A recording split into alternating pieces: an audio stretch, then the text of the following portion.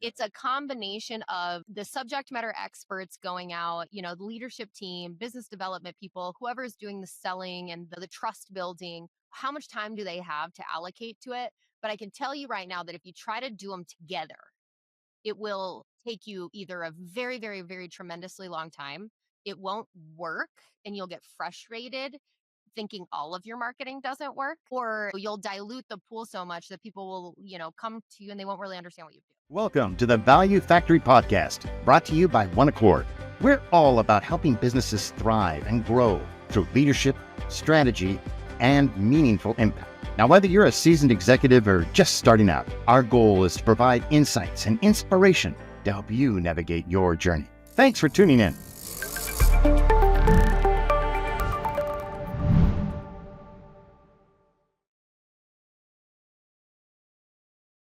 Hey, I'm just delighted, a big smile on my face to be talking with you here in the Value Factory. So, just as an introduction, so folks know who you are and kind of what you're about. I guess just answer those questions. Tell us who's Kerrie, what do you do, and then we'll just talk. We'll get into conversation.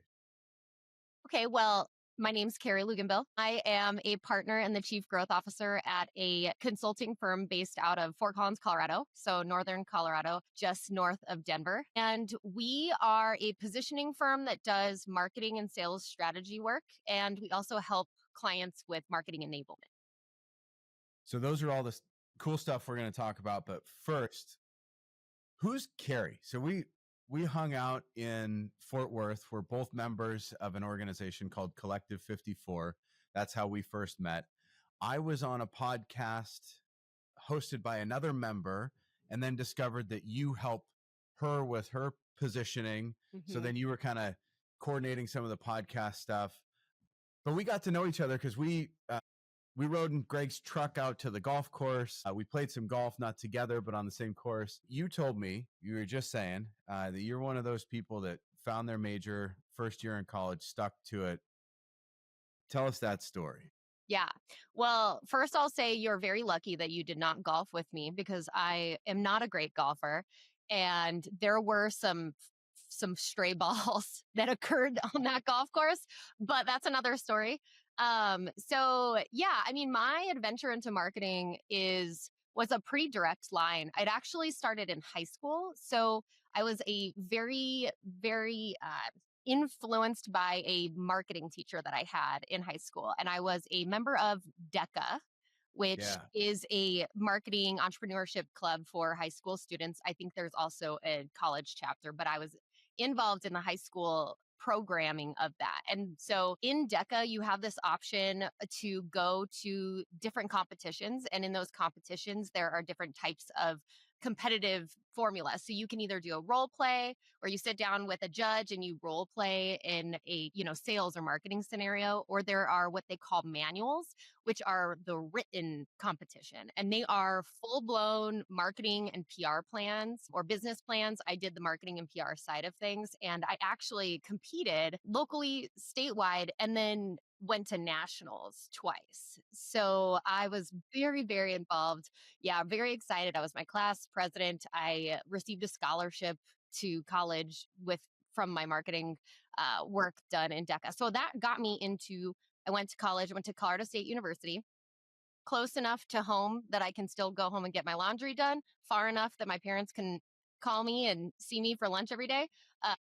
But I remember I got to CSU and they had a marketing program in the business college and then a PR program in the journalism college. And I went the journalism route because I didn't like math, if I'm being perfectly honest. And so my degree is actually in journalism, technical journalism and communications with an emphasis in public relations. Signed up day one, never changed my major, graduated in 4.5 years. Don't ask about the half, and jumped right into it. So I took an internship. I had my first internship. I did the marketing for Elitch Gardens in Denver, Colorado when I was 19 years old. And I would drive to Elitch's and do PR and media buying and planning and stuff for Elitch Gardens, which is fun. Do I remember Do I remember you telling a story? And forgive me if I'm blowing you up here, but do I remember you telling a story that you were you'd lie about your age when you were first in marketing? Oh, yeah. I'm Yeah, still lying about my age, just in the opposite direction now. No, it's funny because I was given some opportunities. I mean, I went out and I grabbed those opportunities, but I started very young. So my first internship, I was 19 years old. I sure. got paid for it. I thought it was awesome. They didn't used to pay interns, and I was getting paid $9 an hour, which I was like, I'm rich now. Like, I am a paid marketing professional. This is great.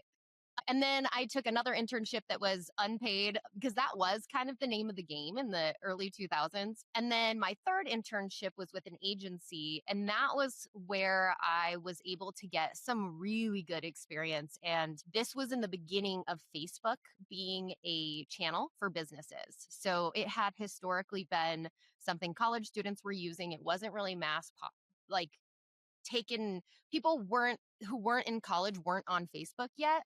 And then they opened it up so that you could get an account without the .edu. And at that point, I remember thinking like this could be something that businesses use to connect with people. And there had been a couple of businesses in Colorado that started, personal profiles, but then named them after their business. And then Facebook rolled out their pages. And so I remember going to the owner of our agency and saying, we should be making Facebook pages for our clients. She was like, I don't know what you're talking about. And Wow. so, yeah, I think I was about 21 at the time. And I built a package and I said, we're going to do Facebook page creation, optimization, and management for clients. We're going to offer this as a package. It was a retainer. I put it together. I didn't know what I was doing.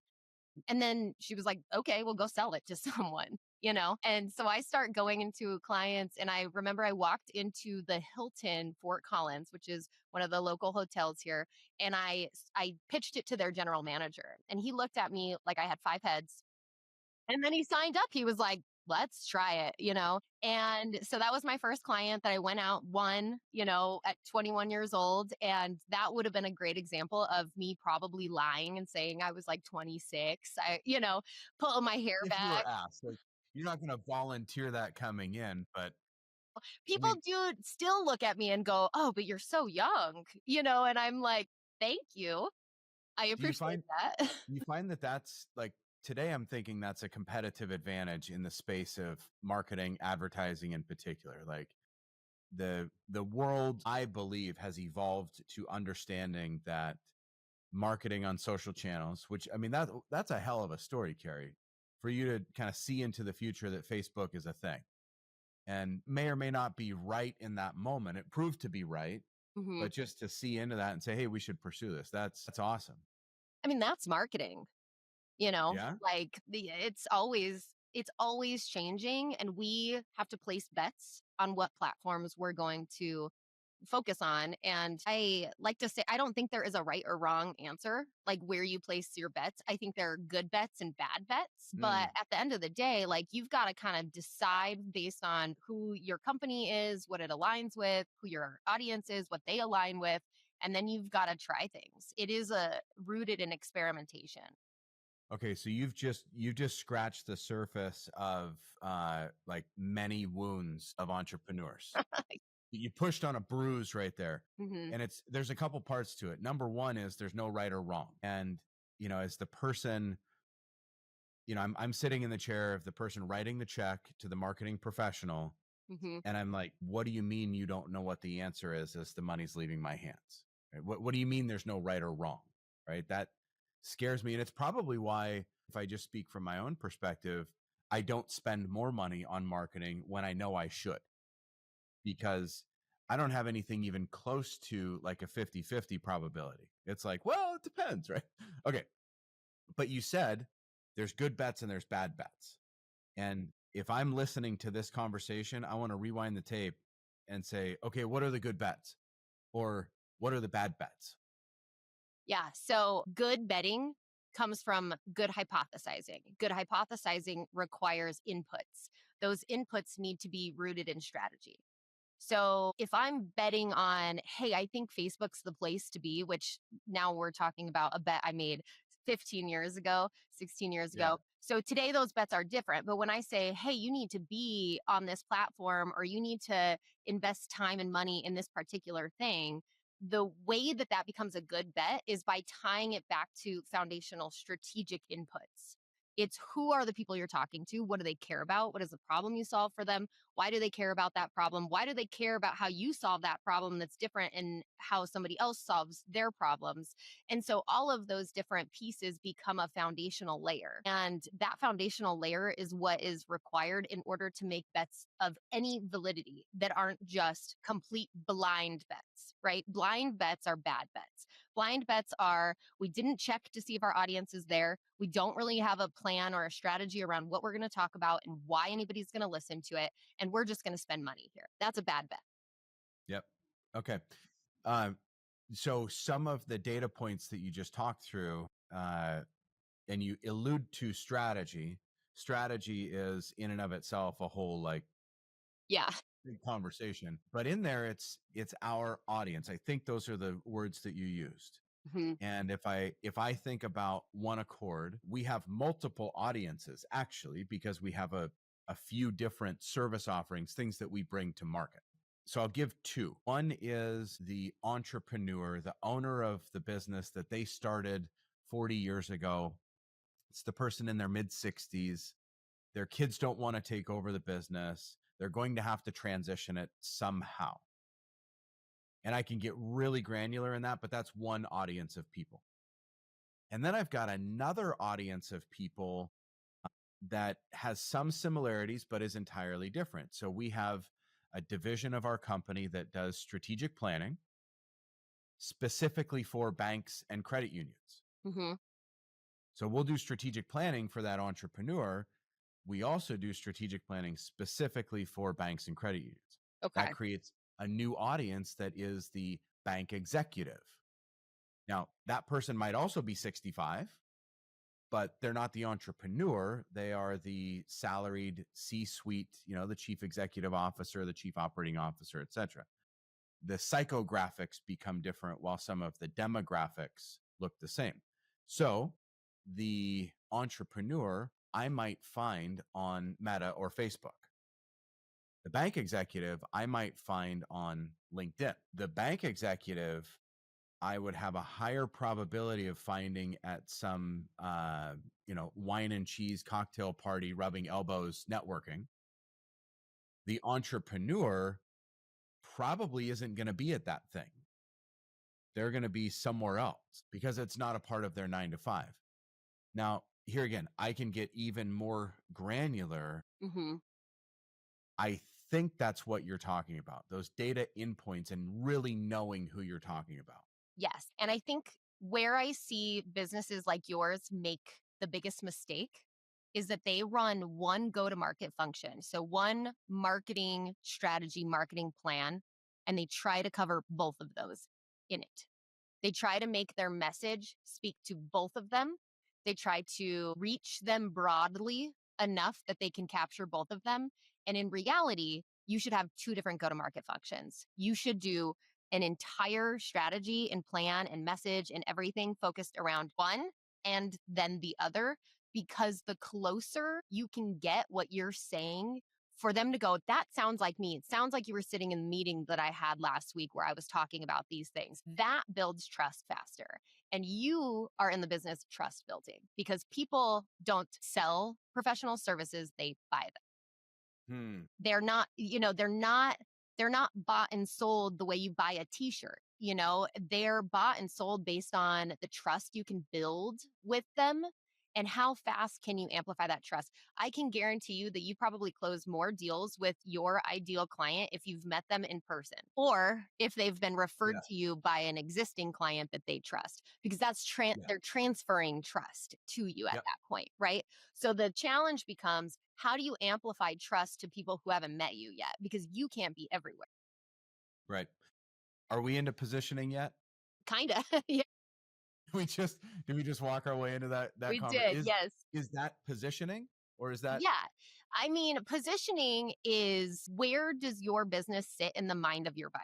I Okay. like to explain it. It's challenging to explain for professional services because the playbooks were all written for products. The playbooks were all written for SaaS, for consumer product goods, a lot of intent signals out there. There's all of these, criteria that you can look for and position around. But in professional services, we're solving problems for people that they don't know how to solve. So they don't necessarily know where to go look for those solutions, or they maybe don't know what the Mhm. solution is. They may actually not even know that a solution exists for the pain point that they have, which I bet is something that you run into a lot with the type of work that you do. They just think this is the way that it is. They go, Yeah. strategic planning just sucks.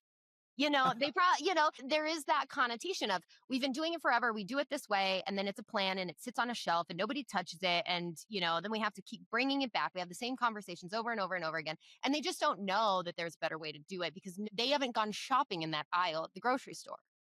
Hmm. Yeah. So well said. Positioning is where would your product live in the grocery store? What aisle would it be in? You know what I It'd be mean? on an end cap for sure. Yeah, they mark down. I'm just kidding. And it's easier when you look at it from a consumer product goods perspective. If I want coffee creamer, I know exactly where to go find it and I know what problem I'm solving. They are all competing within a defined criteria. But when you're buying professional services, you're actually just trying to solve problems. So Hmm. it's a very different experience. And that typically, since they aren't going and browsing through an aisle, then what will close that deal? And it is typically how closely are you talking about their problems? How urgent and expensive are their problems? Because there are a lot of problems for businesses out there that they'll never solve because they're not urgent enough and they're not expensive enough. They don't hurt Yeah. bad enough. Oh yeah. I mean, I make decisions on those criteria. Seriously. Yeah. And I would imagine that you do too. Mhm. A family friend years ago, he's a Vietnam vet. He wrote a book called Acceptable Loss. That was the title of the book. For whatever reason, uh, I might have been 11 or 12 years old. Those two words stuck in my mind. Hmm. Acceptable loss. The context of the story that he told was tragic and horrible. Hmm. Later in life, I learned of an economic theory called opportunity cost. So that sounds a little more palatable, a Yeah. little more, uh, yeah. I just think to myself, or here, one more framework that my mind uses. I was a banker for 25 years, underwrote loans, a lot of credit risk management. There are two ways that bankers look at credit risk: probability of default and loss given default. So what's the probability that, Joe isn't going to pay us back? And then what's the loss if Joe doesn't pay us back and we have to go take the collateral, and like what's our actual loss going to be? So I use all of these in like mental models around someone someone describes a problem to me in the company. And I just think to myself, well, how much is it going to hurt? What's the actual loss going to be? What's the cost going to be? Is that an acceptable loss? Is there an opportunity cost here? And so the bottom line, back to where we started, is I probably don't solve, making up a number, 60% of the problems in the company on an ongoing basis, and maybe proactively aim to solve like 5% of the problems, Hmm. and the rest kind of work themselves out in time. Yeah. Like Yeah, maybe. yeah. What Pareto's principle 80/20. It's like pick the percentage to solve that's going to have the largest impact. There's another statement I was thinking when you were talking about that. And you've had somebody else on your podcast before who was a story brand guide. I'm also a Yeah. story brand certified guide. And so I've done training with Donald Miller. And one of the things that he says is people don't buy things to solve external problems. They buy things to solve internal feelings, Hmm. and it's relates to that. And so, getting to the point where you're talking about what really hurts and not just that surface level thing that you deliver or you offer your solution set, but talking about what people are feeling is another reason why splitting that go to market function to those two different audiences is super important, because the Yeah. feelings that they have are very different because their motivations are very different. what they care about is very different. And so this is speaking to, I think, a lot of the content, the messaging, but maybe we're not on positioning just yet. Well, it's all part of positioning, right? Okay. So positioning is, who is your ideal client? What do they care about? What are their pain points? What are their problems? What is it that you solve? In what market category are you competing in? And how do you win that market category? So, in order to pick a market category, you have to know, is there a buying criteria for this? Are people looking for it? Are you creating a new market? Are you solving this in a different way that has never been done before? Think like Uber, right? Uber created a new category. They were not competing head to head with taxi cabs. So that was a very different play. When Lyft came in, they competed head to head in the same market as Uber because Uber already created that market category. And so those Yeah. are two companies, two different market positions in the same, ultimately the same market once the market category was created. What are the two positions? So there's Uber versus Lyft? Yeah. our agency OTM, we follow essentially April Dunford's model, which there are three general categories. There is head to head, and that is competing within an existing market for the same people. And you have to win head to head, you have to be better, faster, cheaper. You have to prove these things. It's like Coke versus Pepsi. There's an Okay. established category. There are two options for you to choose from. And how are you going to choose between those two options? It's hard to win unless you have more resources, or it's just so much better, easily better. Then there is the big fish, small pond category. And that is where you take a subsegment of a broader category and you focus on it in a more niche way. It's like, how do you better serve this carved out subsegment of this broader market that's being maybe ignored by the market leaders because you're focusing more narrowly on their particular problems or their particular industry. You can vertically position here, which is, we work with banks, or you can horizontally position here where you go, we work with people who are solving this very specific problem. We know how to solve it over and over and over again. And so that is where we typically tend to see small business to mid market fall, because the market leaders have so many more resources in that head to head environment. And then there's new market categories. So category creation is, you're solving something in a way that's never been done before. The market doesn't know how to buy it because it didn't exist. You have to educate the market. It's typically very expensive to do this. And so if you're a smaller company that maybe doesn't have venture capital backing you or anything like that, and you're bootstrapping a company, a lot of times you actually want to position yourself in a easier to win market so you can then grow into the market you want to be in. So you might enter in a small pond or big fish, small pond market category, and then earn enough market share so that you can propel up into competing head to head with the broader market leaders. Let's say this back to you to make sure I understood, so three different markets to position in. Am I saying that right? What are Market the categories. market So categories? it's a category strategy. So the actual market you're in is dependent very much so on like what it is that you do. Uber is in the transportation market, and so those are the actual market categories. But we're talking about like, what is your strategy? What is a market category that you can win, and picking that strategy. But the thing is, you have to win in that strategy.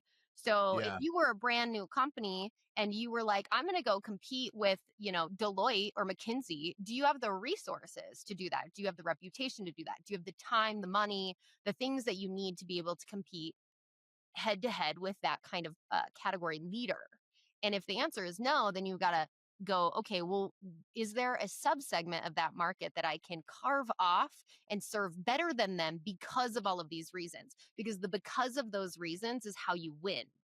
Yep. And you've got to be able So to win. Otherwise, you're competing on price, or you're competing on who do you know?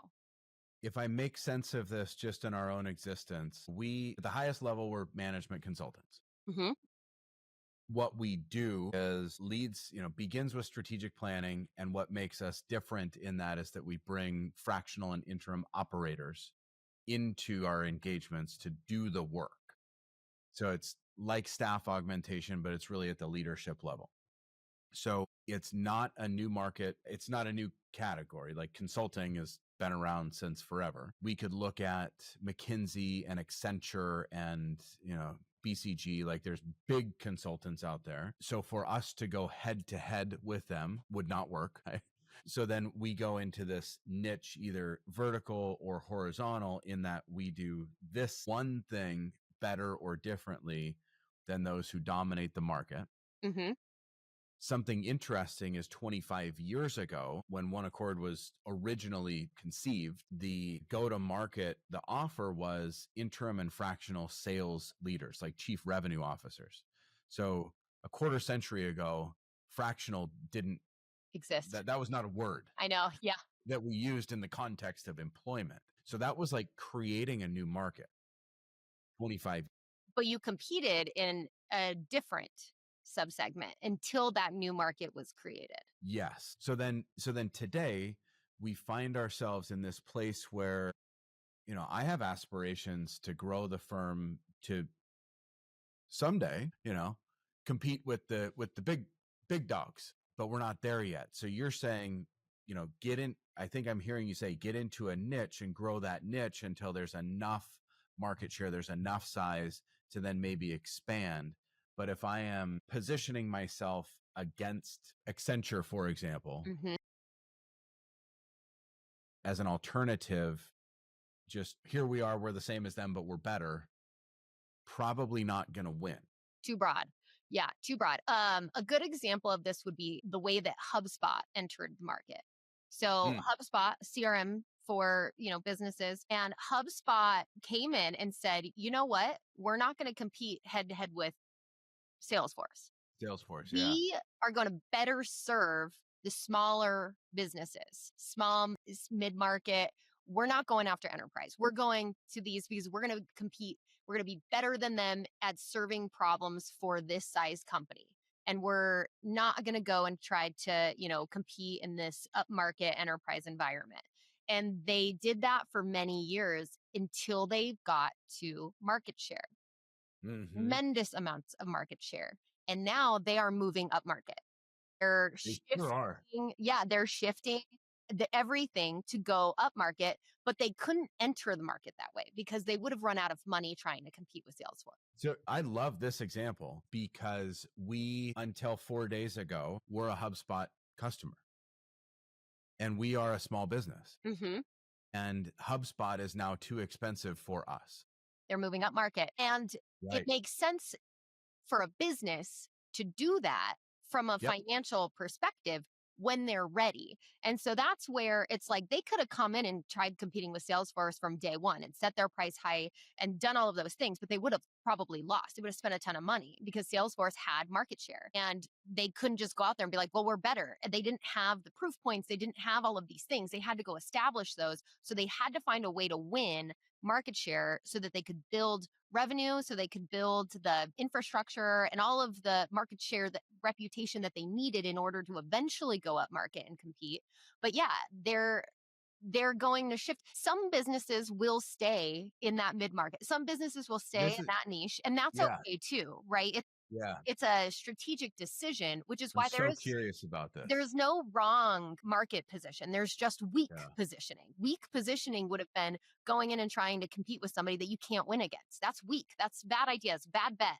Good bets are picking a piece of it and saying, you know what, we'll fully win this. And then when we do, then we'll go out and then we'll go out and then we'll go out or we'll go up market or we'll go into another vertical or, we'll expand in some capacity. But when you go too broad, you better have a lot of money or a lot of time.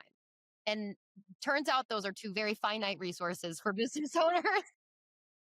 Yeah, so good. So good. So when going back to my example of having two offers that serve maybe a similar demographic, but different psychographic, different market, so our entrepreneur client could be 58 years old. Our bank CEO could be 58 years old. They both could have the same kind of, net worth, like the demographic stuff. They could live next door. They could be next door neighbors to each other. They could golf at the same golf club, like all of these things.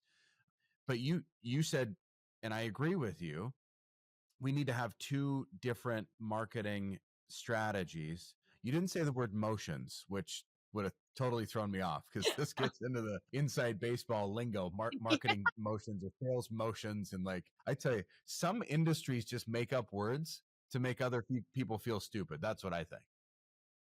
Well, look, it's all about creating intellectual property. People make up words so they can put the trademark We could symbol next to them. trademark them. Okay. You know what makes sense to a simple guy like me is we just have to talk to these two people differently. Yes, correct. And You yeah. need to have dedicated resources for them differently.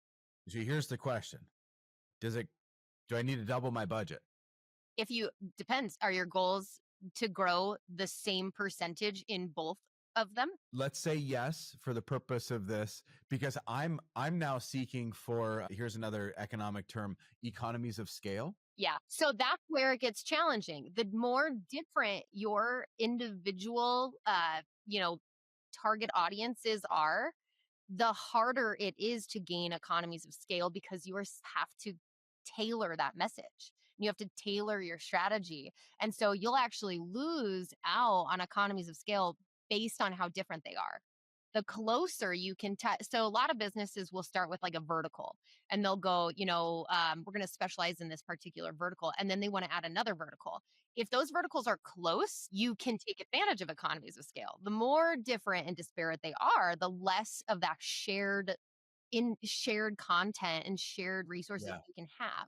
And so, yes, you can leverage some economies of scale, but I would say you probably need a dedicated marketing plan and a dedicated budget for each. And you should be appropriately managing the scorecards for them individually because they are different engagements. I would imagine even you could price them differently. I don't know your actual structure. You could run the engagements differently. I'd be curious if the sales process is different, but the ICP is different. That if you ask to them what their problem is and then you ask them why 5 times, I bet you that aspirational intrinsic problem is very different for them. And so Yes. that means that the messaging, everything should be different. This is so helpful. And I hope that folks that are listening or watching are, hearing me ask questions about, One Accord in my company so that they can see themselves in that, hearing you answer the questions and really just picking up how smart you are. Because you're saying this, Kerrie, in a way that I can actually understand, which is really good. It turns out it's actually kind of simple. And I think the thing with marketing is that somewhere along the way, we made it very complicated. And we were like, yes, you did. There's all these models and all these words and all of these, algorithms. But at the end of the day, marketing is still about people and it's still about solving their problems. And it's still about selling them things, and so you've got to get down to the most simple version. And that's probably typically the correct answer, but people question themselves. And the other thing that I run into a lot, especially with professional services leaders, is that they go, well, if I go all in on this niche, what about the 10% of my clients that don't fit in it? And I'm like, they're not going to care. You're still going to get the referral. You're still going to get a call. Got me right there. You are still going to get the call from your cousin Joe's friend who knows you do something with strategic planning. Like you're still going to get the referrals. The difference is that right now you probably close 70% of business. And it's because you know all of them because they're coming to you already warm. You probably don't have inbound cold pipeline. And it is because you're not positioned strongly enough. When you start getting those, you'll still get the other ones, and that'll balance your close rate somewhere in the middle. If you have a 70 or 80% close rate, you're either not charging enough or you're only winning because it's like your family or friends. You're missing a channel. It shouldn't be that high, and it won't be that high if you start to gain market share and get people who don't know you as intimately as a referral coming to you who knows somebody that you worked with intimately. And if they trust you, they're going to trust you, but you'll still win those. The more narrow you position, you'll find that you're not going to lose any of the other stuff. And it's funny because when I ask people, I say, okay, tell me the last client you got who was a referral. And I go, did they go to your website? And they're like, probably not. I'm like, okay, so why are you worried about alienating somebody who never is going to go there in the first place? Because they have a direct line to you. Do you want to be in founder-led sales forever? And if the answer is no, then you have to create an engine that will win even without them already knowing you. And the only way to do that is to talk intimately, deeply, and very, very focused about their problem in a way that they'll trust you before they meet you. All right, you're scaring me on a couple levels here. Number one, it's how accurately you're speaking about our company. Oh, Interesting. yeah. I mean, maybe you know a thing or two about this business, Kerrie. I don't know. The 70% close rate is like that's the number. And I can be really specific. The number of clients that we do like upfront due diligence and then move into a phase 2 engagement is like 70%. So I think that that is attributable to high trust, and maybe we're not charging enough. I don't know, but on the front end, to get that phase 1, that's like the first step. Somebody's going to hire us, and we're going to do some level of paid analysis, Hmm. and it's not a huge money maker, but it's not a loss leader either. So they have to buy that Yeah, first kind of like a paid discovery. Yeah. paid discovery for sure. Um, where where we are struggling right now is, I'd say our sales pipeline, our prospective client pipeline, however we want to call that, is bigger than it's ever been. Hmm. But those folks they're not making decisions fast enough. If I can just say it honestly, right? And I think this goes back to like we're trying to sell professional services, but professional services aren't sold, they're bought. Maybe it's because we're not speaking clearly enough into those kind of deep layer, that story brand, the why, the feelings underneath. We probably talk too much about what we do and how we do it versus the problems that we solve. Like there's something in there that is not just sales but also positioning, right? Yeah. The positioning piece, I'd be curious in your pipeline, do you like flag or categorize which of those two ICPs they are when they come in? Like, do you know if you have a different close rate between one versus the other? I do. Like those data are available. We are tracking it. I don't know that I could speak to it right off the top of my head. Hmm. Our close rate is higher amongst entrepreneurs than it is in the financial institution space. I Hmm. have some reasons why I think that is the case. Regulatory reasons could be. I mean, so, and my first thought when you said that the pipeline is fuller than it's ever been, but it's taking you a long time to close deals. But 50% of what you just classified as your market that you're competing in is highly regulated and a complex buying system. You probably have to go through procurement. Like you kind of picked an industry that is going to be very long, right? In terms of how do you get a deal done? The larger, so we typically find, how many people are involved in the buying decision, that's going to lengthen the amount of time. How urgent and expensive, that's going to lengthen the amount of time. How, is there compliance involved? Are there NDAs involved? Is there procurement involved? All of those things extend that out. So if you're looking at building a pipeline that's sustainable, you should adequately position your resources from your marketing perspective to focus on filling the pipeline in a way that creates more sustainability for you. So that might be actually leaning more toward the entrepreneur because there are less barriers to close in the entrepreneur. I would imagine maybe those deals are a little bit smaller though. And so could be a balancing act in terms The of. truth is, yeah, the financial institutions kind of practice area, dollar for dollar, is those engagements are smaller. Interesting. Yeah, generally what we're doing with entrepreneurs is we're bringing a team in to the problem that we solve there is owner dependency. The feeling that entrepreneur has is like, I'm trapped, I can't get out of my business, there's no way out, like kind of help us, I don't know what to do. So we bring a team of people in, um, to do the stuff either with or for that entrepreneur. Well, I mean, that's a fractional CEO. It's a fractional COO with a Hmm. strategic planner, with Hmm. a coach or a client manager. These are easily 250 to $500,000 engagements for the entrepreneur that's got a 25, 50, $70 million business. Hmm. Our strategic planning engagements with financial institutions, they might sometimes be $100,000 annual engagement.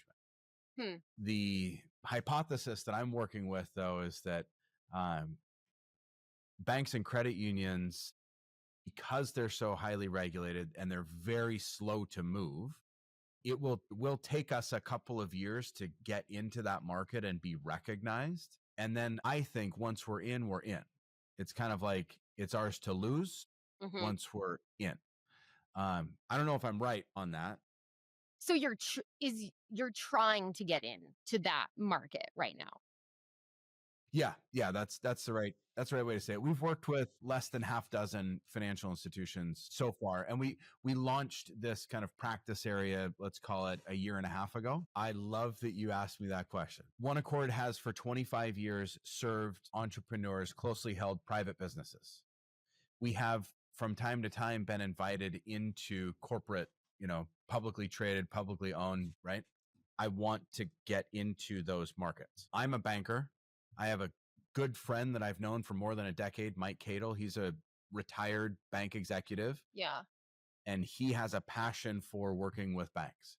Okay. So back to your positioning, we can get into a new market in a very narrow niche Mm-hmm. that Mike and I know very well. Another one of our leaders in the company, Lawrence Lerner, he is actively involved in credit unions. He sits on committees, governance committees for credit unions. So it's a niche that we know really well. Okay.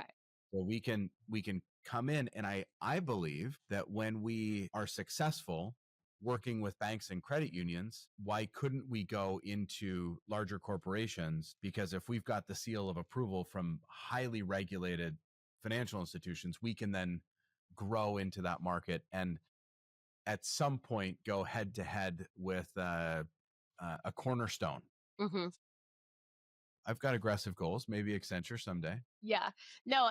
And it's interesting. When I said why, you didn't actually tell me like why you want to. Like, do you want to because you think that that is a faster path to going up market, more opportunity than staying in the entrepreneur lane? Like, why take, why carve resources off of the institutional 25 plus years serving a narrow audience over here to move into another audience? Like, what is motivating you to your leadership team to do that? The easiest, shortest answer is that this is the work that Mike wants to do. So he has a passion Mm-hmm. to serve banks and credit unions, and it's something that I know and understand. Mm-hmm. So that's why when Mike approached me and said, "Hey, I'd like to build this practice within One Accord," I am supportive. Yeah. That's the So first answer. my recommendation, because I cannot get on a call and not consult, I just like it's literally not in me. But my recommendation would be for you and Mike to create a go to market strategy. So ICP work, a market positioning work, messaging work, marketing plan only for that specific division. Give it its own budget, give it its own resources, and market it as its own entity to gain market share. And so what you're going to have to do then is have a trade off with, does this mean that you are adding budget or are you taking budget away from the other part of the practice under One Accord? And that's the challenging part for people most of the time, right? Is making those That kinds was the of trade question offs. I asked. Do I need to double my budget? And so you taking me through that Yeah. exercise. Well, Yeah. and I don't know if it would need to be doubled because I don't know how much you're spending now. It sounds like you're underspending, in which case you may not need Yes. to double. You might need to triple your budget. No, I mean, I think at the end of the day, and it's not necessarily money. It's resources. It's Right. time. It's a combination of the subject matter experts going out, the leadership team, business development people, whoever is doing the selling and the trust building. How much time do they have to allocate to it? But I can tell you right now that if you try to do them together, it will take you either a very, very, very tremendously long time. It won't work and you'll get frustrated thinking all of your marketing doesn't work, or you'll dilute the pool so much that people will, come to you and they won't really understand what you do. I mean, once again, you're speaking into my life. So Thank you for that. We're a Yeah. professional services firm ourselves, and we've gone Yeah. through the same thing. We've been around for 17, almost 18 years.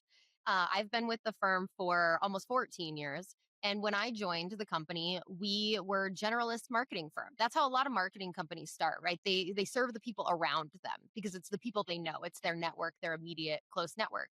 In which case you're winning on relationships. And then, you kind of start to maybe go up market a little bit in your local market and you start working with bigger companies, and then maybe you start to identify if there are certain verticals that you work better with. Ultimately the hard part is picking that position, because you can say my position is I'm going to work with whoever comes to me. It's not very strong.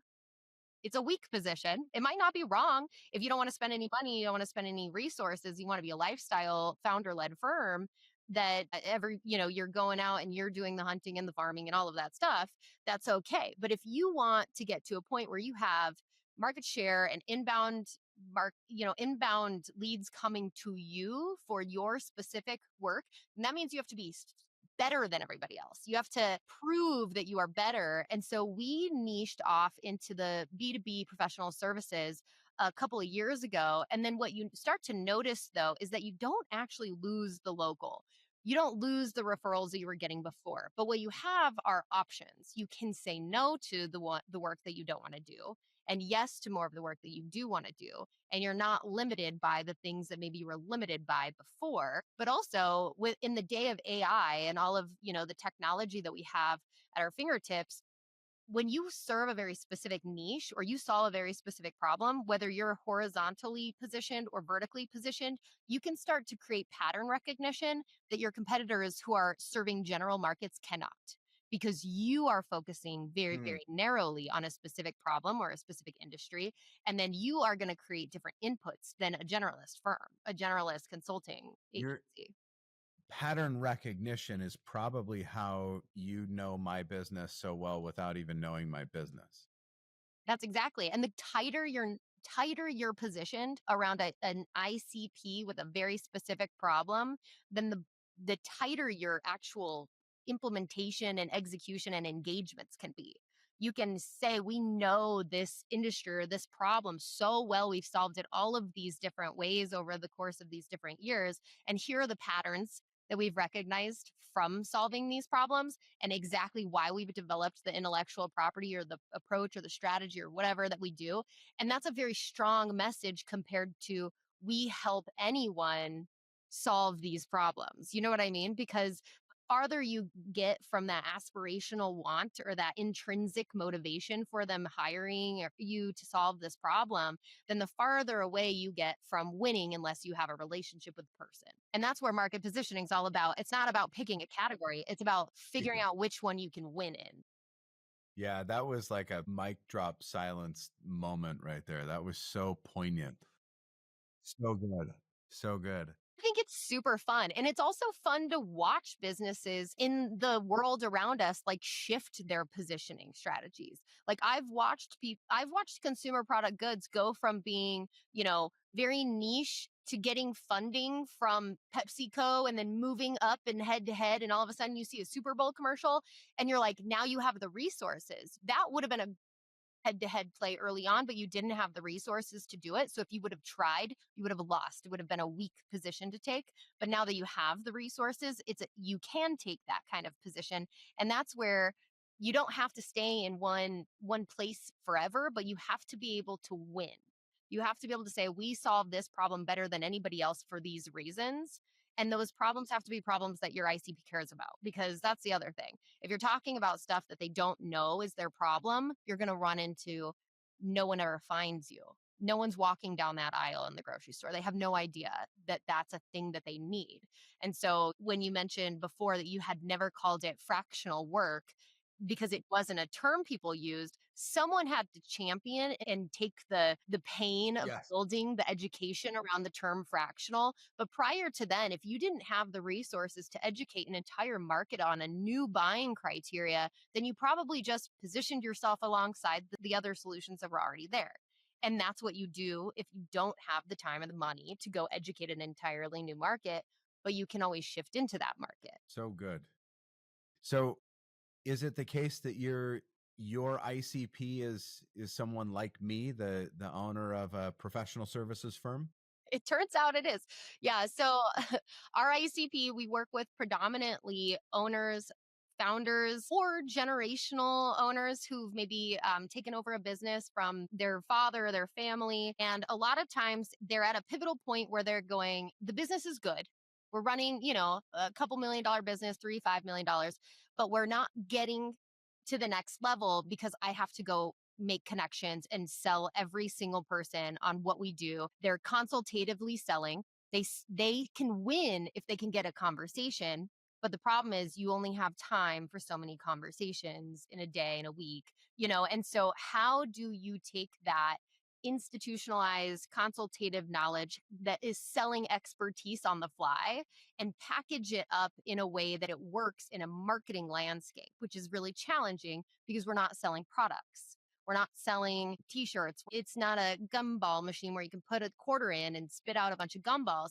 Are the people that we work with, the intent signals are very hard to find because you Mm. don't see it all the time. It's not like Yep. in SaaS where it's like, oh, they're doing demos for CRM systems. That's a great intent signal. We don't get those intent signals. So our playbook looks very different. And so we focus on helping founders take what they're really good at, package it up in a way that they can build trust without having to be in the room with somebody. And it starts with positioning. Yeah. And so these are founders of professional services firms. So I'm thinking Mhm. engineering, architecture, CPA, what? Yep. Yep. We work with IT, accountants, a lot of different kinds of consulting firms. Our bread and butter are really consultants who specialize in a very specific vertical or solving a very specific problem. But the thing is that they have either not packaged their intellectual property in a way that it can be used in marketing. So what they do is they end up having to give it away in sales conversations or in meetings. And then the only way they can get a foot in the door is if they talk to somebody.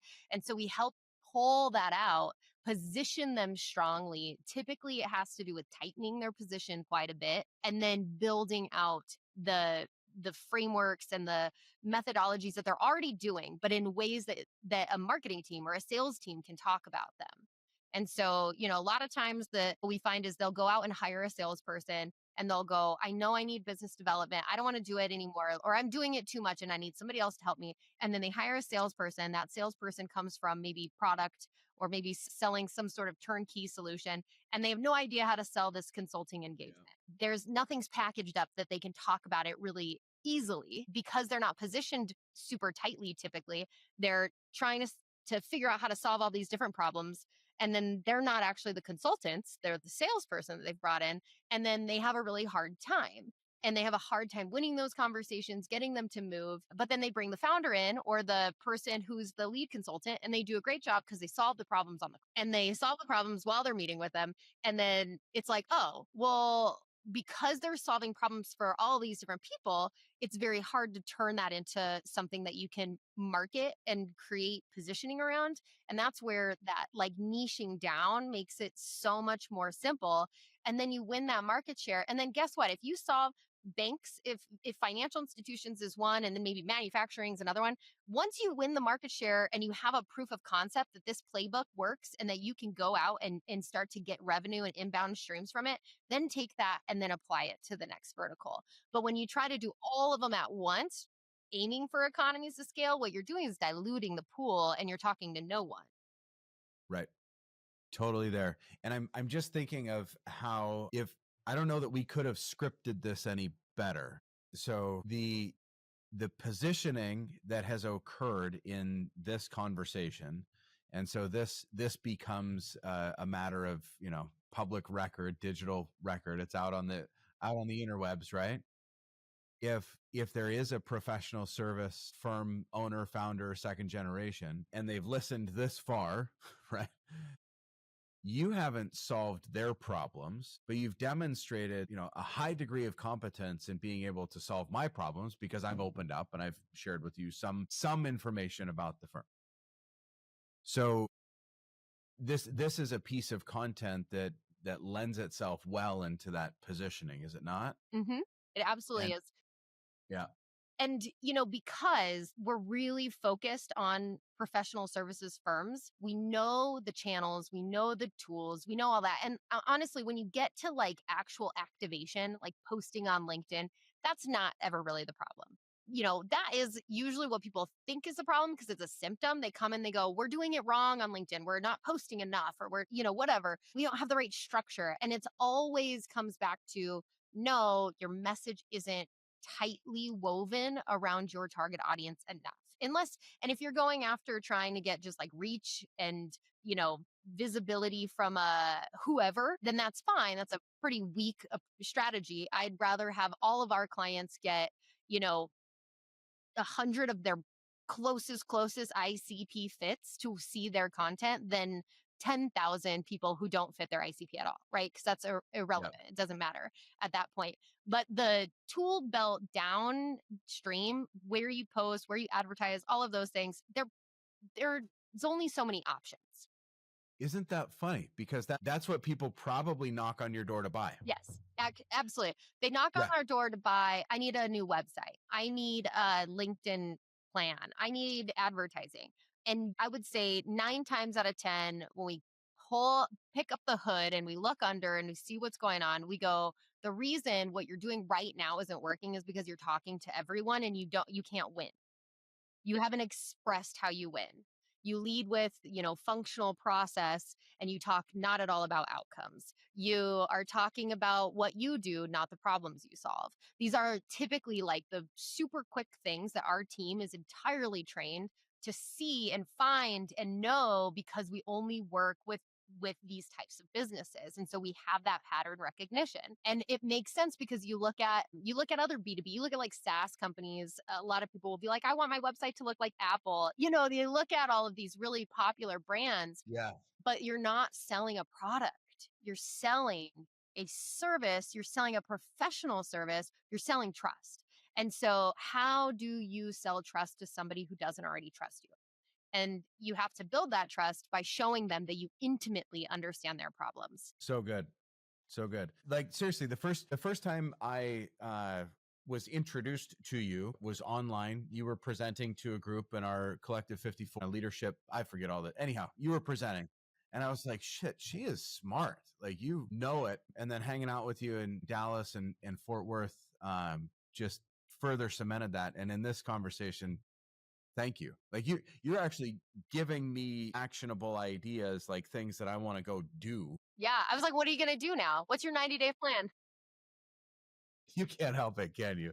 You can't. Well, but also you've validated some of my thinking. Mhm. And I'll say it this way. You've validated the thinking that answers the question, I need to do more, right? Which is, it's the answer that I knew. It's not the one I wanted because, it gets scary, right? But super, super helpful. Kerrie, how do people find you? I mean, it's not hard to find people these days, but how do No, people find you? there's not a lot of Kerrie Luganbills out there, I'll tell you that. But so you can find me on LinkedIn, Kerrie Luganbill. Our website for our firm is meetotm.com. OTM, we used to be called Old Town Media. As I mentioned, we were a generalist firm. Old Town is the downtown, how people refer to the downtown in Fort Collins. We have since went with the acronym of OTM because we moved out of the local market successfully, because we niched in. The riches are in the niches, as they say. So yeah, meet OTM. OTM. We are on Instagram, TikTok, LinkedIn, Facebook, all the fun stuff. And then I'm pretty active on LinkedIn. Awesome. Kerrie, thank you so much. Yeah. Thank you for having me and letting me, tell you what to go do. Thanks for telling me what to do, Kerrie. That's been lovely. Perfect. Success. Success. Okay. Thanks again. Yeah.